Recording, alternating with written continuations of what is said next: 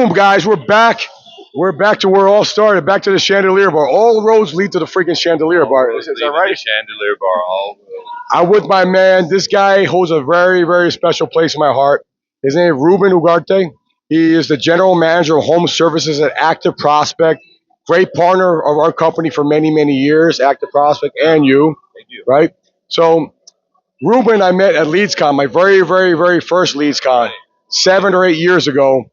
And what was amazing is that I was used to getting my clients through cold calling. I will go on Indeed.com, look for people who are looking for sales, because I knew they would buy leads. But this conference was bizarre because, like when I met you, you had a menu of the pricing. Like, Right. I want these leads in California. If you got to hit $3,000 cost acquisition, if you do that, unlimited budget. Right, a one-sheeter. Yeah. Yeah, that made it easy coming here. Instead of having all these conversations, which you still do, you bring a one sheet that has your filters, your zips, so that way you can give it to a vendor, they can read it, and the conversation compresses into minutes rather than 20 minutes to talk about something.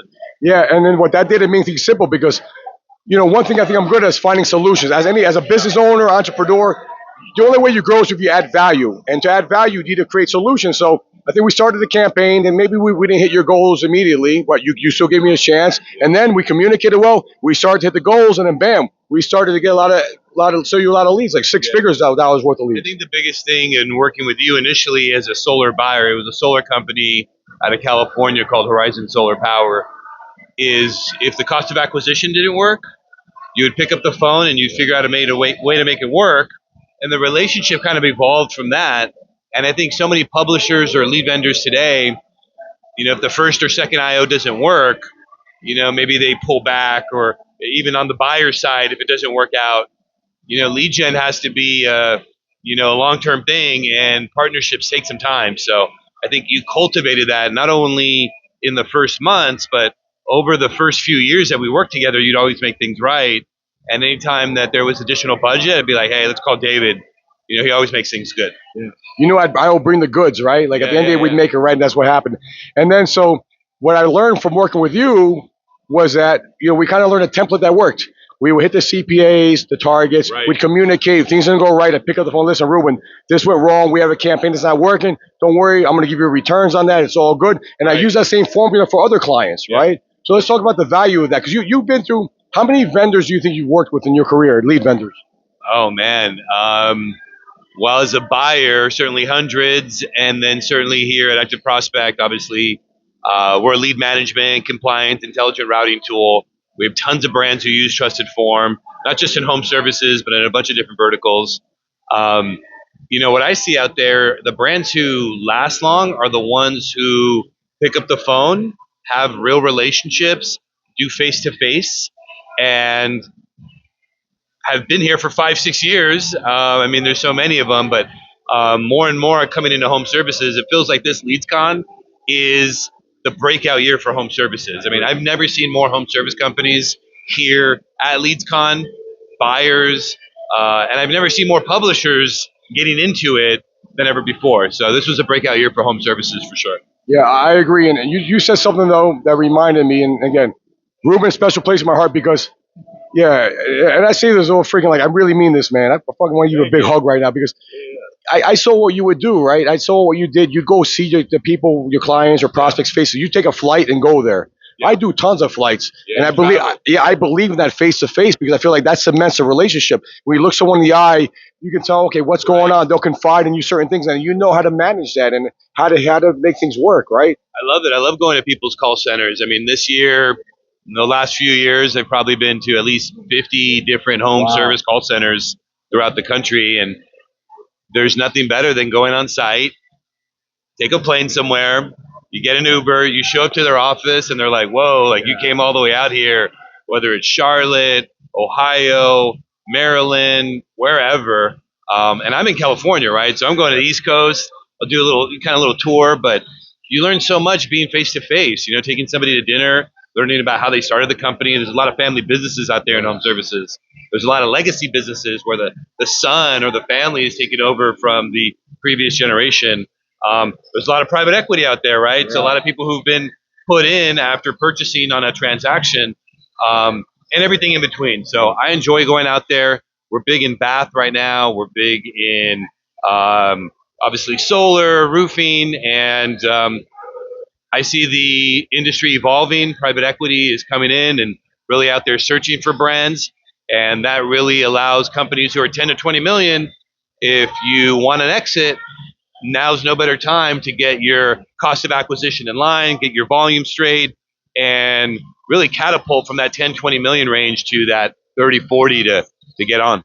Yeah, I'm glad you talked about stuff like private equity because in our business, sometimes we're very, you got to be long, you got to look long term, right? Sometimes we get short sighted. We're trying to hit certain CPAs, we're trying to hit certain targets, but if you think long term, that's how you're going to grow. And we've seen a lot of people we know become multi-millionaires because they've had their companies they exited, right? We had one client, nearly $1 billion. Yeah. You know, and I remember you went to see him face to face. I happened to be at Tony Robbins' event, jumping up and down. Yo, Dave, you got to talk to these guys. I'm like, yo, yeah, I'm ready to go, but I'm at Tony Robbins and blah, blah.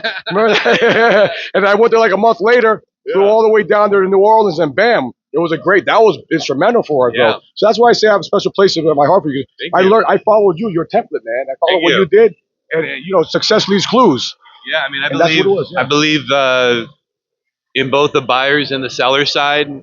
Buyers need sellers, sellers need buyers, but nobody trusts each other. Yeah. So when you can come in, obviously we have a technology product that helps to clarify, give transparency on that transaction, that opt-in, that consent, but really just teaching both sides to come together. And if your lead provider isn't making money, they're not going to give you the volume and quality you need. And if you're not paying your lead vendor on time, how do you expect them to treat you right? So I think from both sides, it's an education process. And I've been thankful to be on not just the buyer side working for residential solar, but I've also worked for solar publishers. And, I've been at AP for about 5.5 years now, and it's been a phenomenal journey. We've gone from 5 brands, ADT, Empire Today, to we got Leaf Home, we got BCI Acrylic, Kohler. We just did a dinner on Monday. There was 22 home service brands from all over the country that all sat together and broke bread, and it was awesome. Yeah, we got to do a real full podcast, like a long 30-minute one. But that's another thing I learned from you. You would throw these events. I remember my first SolarCon, and I felt, I felt like I made it because I'm at the table with some big companies, 9-figure companies, and that's when Solar Direct, we just cracked the 7-figure mark. Congratulations! That's awesome, man. Yeah, you remember that? That's awesome. Yeah, no, this was back in 20. No, this was back maybe 2019. I don't know what we did. It was RE Plus SPI in Utah. Yes. And we did Ruth Chris. Yes. And we had a lot of good people there. Yes. And I felt honored to be there. Like, wow, I felt like a little on the low on the totem pole. But I went there. I held my own. I'm sitting next to these big executives. Yeah. And I was being myself. And before you know it, boom, I get another client, another one. It's like a snowball effect, right? But you I think what you're good at is you put the right people in the right rooms, right? Yeah. And you just know that if they win, you're going to win. We're all going to win, right? Yeah, I mean, that's a big thing of our success is putting together these dinners, these events, and bringing people together. It's like, hey, so many times brands, especially on the buyer installation side, they're siloed, right? They're within the culture of their own company. But when you come to these events, it gives you the opportunity to meet other people like you, spending the same, if not way more than you. So you sit next to them and you're like, hey, so at the dinner the other day, we had WindChoice, one of the biggest window installers in the country, sitting next to American Standard, sitting next to HomeBuddy, sitting next to Leaf. It's awesome to see all these brands get together and you're breaking bread, you're having a little wine, and you start to chat, and these people become friends. Like after the day after the dinner, we had everybody kind of texting and emailing saying, hey, I forgot to get that person's number. Can you connect me with them? And I think that's a really fun part about this job and this industry as a whole. Yeah, you connect with people. And listen, we're here, obviously, put food on the table for our families. Yeah. But it's great when you can do that, do well for yourself. Absolutely. And travel the world and have fun, right? And sometimes your clients, I have so many clients who become friends. But we did all the friendship. It's just an amazing thing because initially you're just trying to survive. You want to make money, right? Then you go from survival to thrive, man. And it's like crazy. So, yeah, we're doing 7 figures back in 2019. Then we get in rooms, we're doing 8 figures, right? And it's like, so it's just good, that evolution. But those moments. You've been amazing. Yeah. You've always been good to people. Your show, it's no surprise. Your show is popular. You're a charismatic guy. And this industry is evolving. And I think it's awesome that you're able to interview so many different types of people. I'm certainly not, $1 million publisher driving a Ferrari, but I work with tons of buyers. I work with tons of sellers, and we're having a lot of success at Active Prospect, and I'm glad to be a part of it. Yeah, no, it's great. And great to see what you've done. I mean, listen, but before I never knew who Active Prospect was until you went there, and I feel like you went there, and every one of the mothers, every solar couple I knew was getting an Active Prospect, man. So like, it was just great to see what you did, and social media I think was a big part of that. You would speak at all these shows, put it on social media. You take pictures of the people. That's another thing I learned from you, man. Thank you, man. Yeah, I launched my website, rubenugarte.io. I have tons of brands who connect with me, and I kind of look at my role as a consultant, right? Yeah, I'm selling them software, but I'm also connecting them to publishers. I'm connecting them to dialers. I'm connecting them to CRMs, to SMS providers, to lead scoring providers.